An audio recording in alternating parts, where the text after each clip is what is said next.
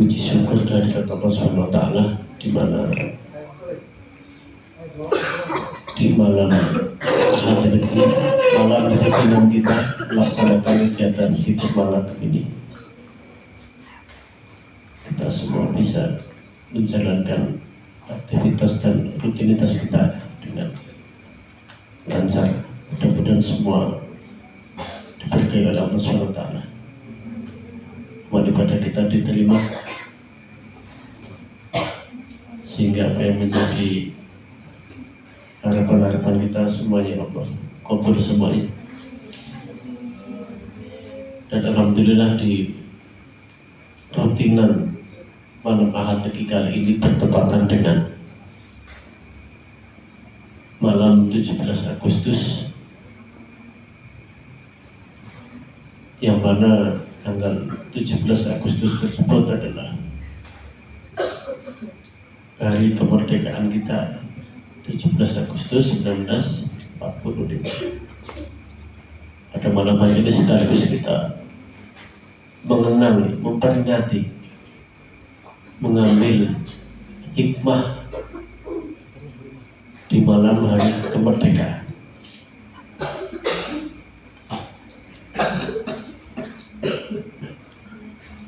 Jadi sebelum bangsa Indonesia ini merdeka,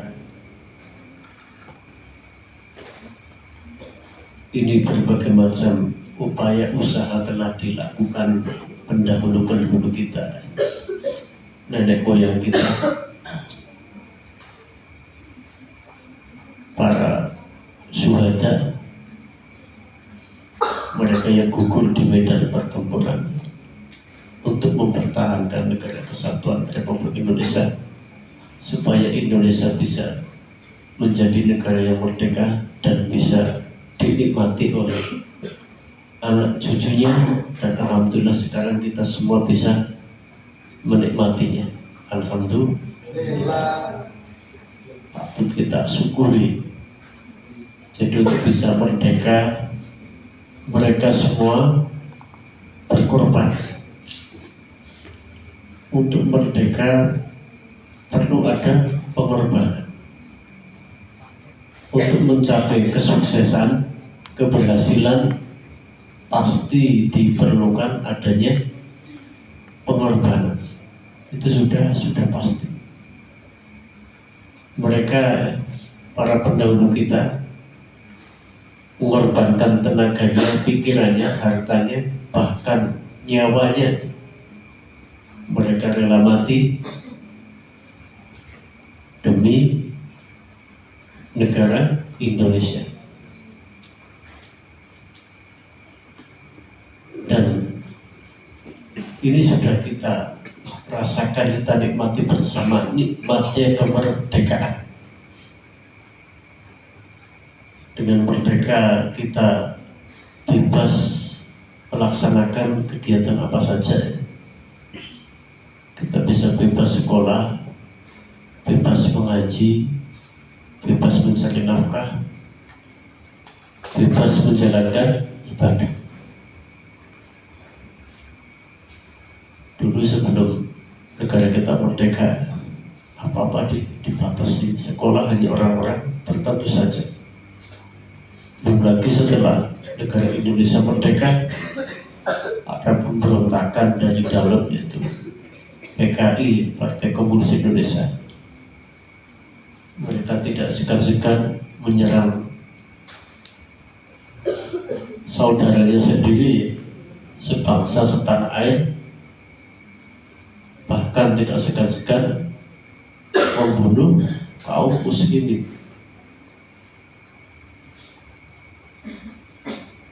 Dalam kondisi apapun, termasuk ketika sedang menjalankan ibadah, diserang. Ini yang harus kita catat, sejarah itu. Jadi sudah merdeka, kita mempertahankannya juga dituntut dengan pengorbanan. Untuk menuju merdeka sangat berat mempertahankannya lebih berat lagi supaya Indonesia tetap merdeka selamanya. Secara formal, secara resmi negara Indonesia sudah merdeka tanggal 17 Agustus 1945. Sudah diproklamirkan oleh siapa? Presiden Soekarno, bukan Soeharto ya, Soekarno atau Sukmono, harus apa? Presiden pertama Soekarno. Di daerah pedalaman ada yang nama presiden sendiri nggak tahu.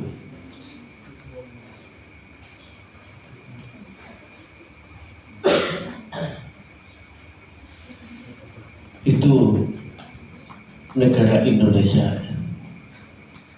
Tugas kalian semua adalah mempertahankan, mengisinya dengan berbagai macam aktivitas yang bermanfaat untuk diri kalian dan juga masyarakat, bangsa dan negara.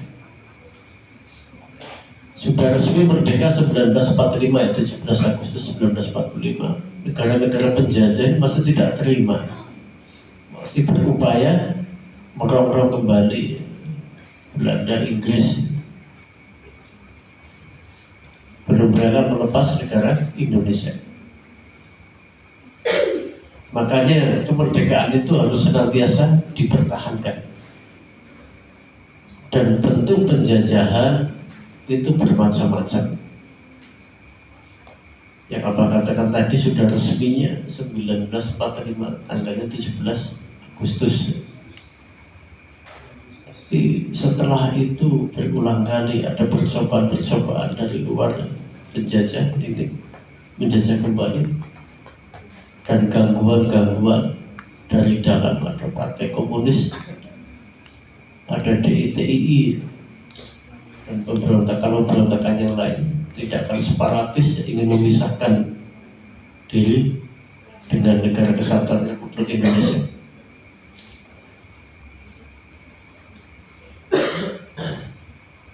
Dan sampai sekarang pun kita harus tetap waspada karena penjajahan ada yang sifatnya terang-terangan, ada yang sifatnya halus. Kalau yang terang-terangan ya itu yang tadi sudah disebutkan, yang pernah menjajah Indonesia siapa aja? Masih ingat dalam sejarah? Belanda, Jepang, Inggris, Prancis, terus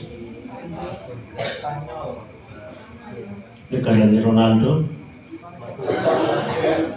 Portugal atau Portugis, itu pernah menjajah. Dan penjajahan di zaman sekarang adalah penjajahan ekonomi. Kita masih terbelenggu dalam masalah ekonomi, masih kesulitan. Sudah merdeka sekian tahun, berapa tahun ini kita peringati? 80 tahun. Masih banyak negara Indonesia rakyatnya masih berada di bawah garis kemiskinan. Belum lama ada isu yang viral, masalah yang viral, pajak dinaikkan, masyarakat tidak terima, demonstrasi, terjadi anarkis. Kemudian para penguasa ekonomi saat ini banyak dikuasai orang luar negeri, perusahaan-perusahaan asing. Indonesia rakyatnya menjadi karyawan, menjadi pembantu di negerinya sendiri. Ini tantangan. Oleh karena itu kalian semua harus menjadi generasi penerus bangsa yang kuat segalanya. Kuat fisiknya, sehat jasmani rohaninya.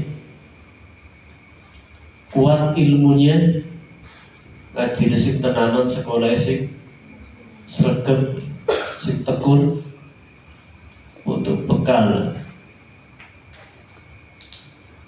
kalian nanti memikul beban tanggung jawab yang berat. Karena pemimpin-pemimpin yang akan datang 10-20 tahun ke depan adalah kalian-kalian. Oleh karena itu kuatkan fisiknya, ilmunya, kekuatan iman dan takwanya. Itu semuanya harus kuat. Karena kepemimpinan apabila tidak dilandasi dengan ketakwaan, maka tidak heran apabila terjadi penyalahgunaan kekuasaan. Punya kekuasaan digunakan untuk menindas, untuk memenuhi kepentingan ambisi pribadinya, kelompoknya dan golongannya saja. Tidak mempedulikan kepentingan masyarakat umum bangsa Indonesia.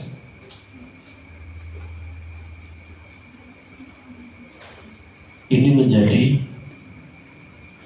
permasalahan di negara kita. Itu kemerdekaan. Secara formal kita sudah merdeka, namun sampai saat ini pada hakikatnya secara lahiriah pun kita masih belum terlepas, belum terbebas dari belenggu-belenggu masalah. Banyak orang bilang dunia saat ini tidak sedang baik-baik saja, khususnya Indonesia.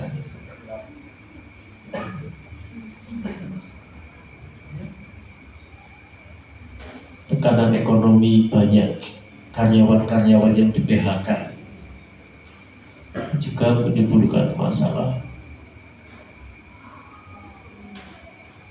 Ini belum lagi kita kaji dari sudut pandangan masalah batiniah. Kalau kemerdekaan batiniah, sudut pandang agama, itu kita sudah merdeka kalau kita sudah bisa melepaskan diri, bisa mengalahkan hawa nafsu kita, bisa mengalahkan godaan setan. Kemerdekaan yang hakiki, kemerdekaan menurut Imam Ghazali secara khusus memang tidak menyebutkan, tapi beliau menyatakan bahwa manusia harus terbebas dari hawa nafsunya, dari godaan setan, dari sifat-sifat tercela yang bisa mengotori manusia, itu bisa membuat kita semua melakukan perbuatan dosa dan maksiat. Kalau kita belum bisa menghilangkan sifat dengki, hasad, sifat iri, kemudian sifat-sifat yang lainnya seperti sombong, ujub, maka kita pada hakikatnya belum merdeka. Dan sebagai orang yang beriman, kita harus merasa diri kita belum merdeka. Selama hidup kita harus merasa diri kita terpenjara. Karena apa? Ad-dunya sijnul mukmin. Apa artinya? Kalau ada sirtos, dunia itu penjaranya bagi orang mukmin. Wa jannatun kafir. Surganya bagi orang yang kafir. Jadi selama hidup kita ini harus merasa terpenjara, dan kita harus punya usaha untuk membebaskan diri dari penjara yang selamanya, penjara yang tidak kekal. Kita penjara sampai batas hidup kita, dan ketika kita meninggal, apabila kita tetap konsisten istiqomah membawa iman kita, kita sudah terbebas merdeka dari penjara dunia. Jadi orang mukmin bebasnya, merdekanya ketika meninggal dunia membawa iman. Apabila mati tidak bawa iman, di dunia sudah terpenjara, di akhirat lebih berbahaya lagi. Dan puncak kemerdekaan seorang mukmin apabila ia merdeka, terbebas, terlepas dari hukuman api neraka. Jadi tugas kita orang mukmin ya masih banyak. Tidak cukup dengan merdeka saja secara lahiriah. Lahiriah pun masih banyak tantangan-tantangan. Nyatanya kita belum merdeka sepenuhnya, apalagi ditinjau dari segi batiniah. Dan setan sudah berjanji akan menggoda, mengganggu manusia anak turun Adam sampai hari kiamat. Karena sudah kecewa dengan Nabi Adam, gara-gara Nabi Adam ia diturunkan dari surga, balas dendamnya anak turun Adam, termasuk yang kita semua kena imbasnya. Dan setan itu tidak akan berhenti sekejap mata pun, sedetik pun untuk mengganggu, menggoda kita, menyesatkan kita, supaya kita menjadi orang yang dibenci Allah, tidak diridhai Allah.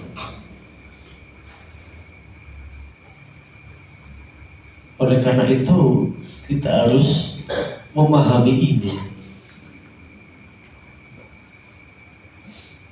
Di kitab Ihya itu dijelaskan, kalau kita bisa melihat di sekeliling kita itu, kalau diserupakan dengan binatang buas itu ya, kita kanan kiri kita, depan belakang itu macan harimau yang siap menerkam kita, dan itu setiap saat.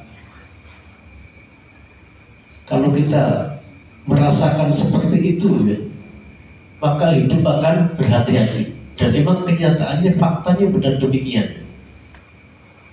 Setiap saat kita lengah sedikit, maka godaan setan masuk, hawa nafsu kita masuk, yang menyetir, yang mengendalikan kita.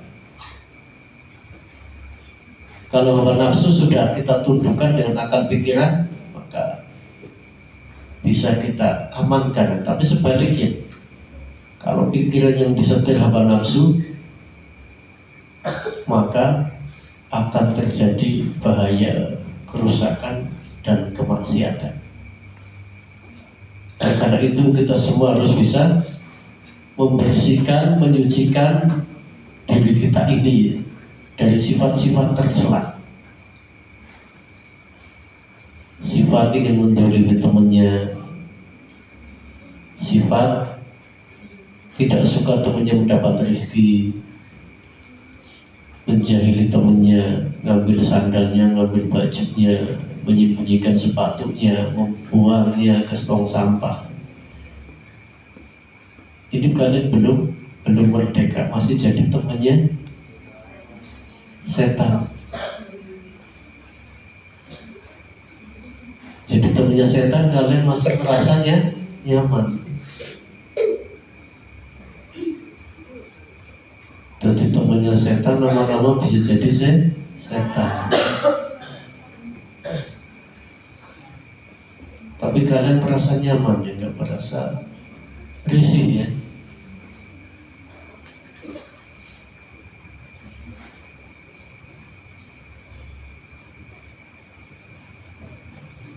Jadi itu tadi kita bersihkan sifat-sifat yang ada di hati kita, sifat-sifat tercela. Coba sebutkan sifat-sifat yang tercela pada diri manusia selain yang tadi sudah disebutkan. Apa saja yang sudah tadi? Hasad, atau iri, dengki, sombong, takabur, merasa dirinya paling baik. Jadi kalau ada perkataan anak khairun, saya lebih baik daripada dia, bisa baik, lebih baik bajunya, merasa paling ganteng, sakon pesantren daya Quran,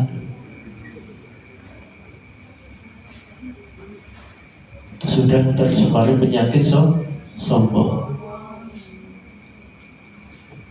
Sendal sepatu silian kancane merasa udah paling wah. Dan iblis dikeluarkan dari neraka gara-gara sifat sombong, merasa dirinya lebih baik. Ya oke lah, secara logika iblis merasa dia lebih baik karena diciptakan dari api, dan Adam diciptakan dari tanah. Secara logikanya iblis itu ya, api lebih mulia daripada tanah. Kenapa saya harus menyembah pada yang terbuat dari tanah? Menghormat ya, menyembah maksud di sini untuk menghormat perintah Allah. Jadi pada hakikatnya kita untuk taat kepada Allah tidak harus selamanya menggunakan logika. Pokoknya kalau itu perintah Allah, masuk akal atau tidak masuk akal, harus kita jalankan, harus kita laksanakan. Kalau tolak ukurnya akal, kita bisa tersesat karena akal kemampuannya terbatas. Itu tadi kalau secara logika ya api dengan tanah ya mulia api. Tetapi kenapa Allah perintahkan iblis untuk tunduk sujud kepada Adam? Karena Allah punya kudrat irada, punya kehendaknya harus diikuti, kehendaknya sifatnya mengikat. Dan kita hidup di dunia semata-mata adalah tujuannya untuk mencapai ridhonya Allah Subhanahu wa Ta'ala.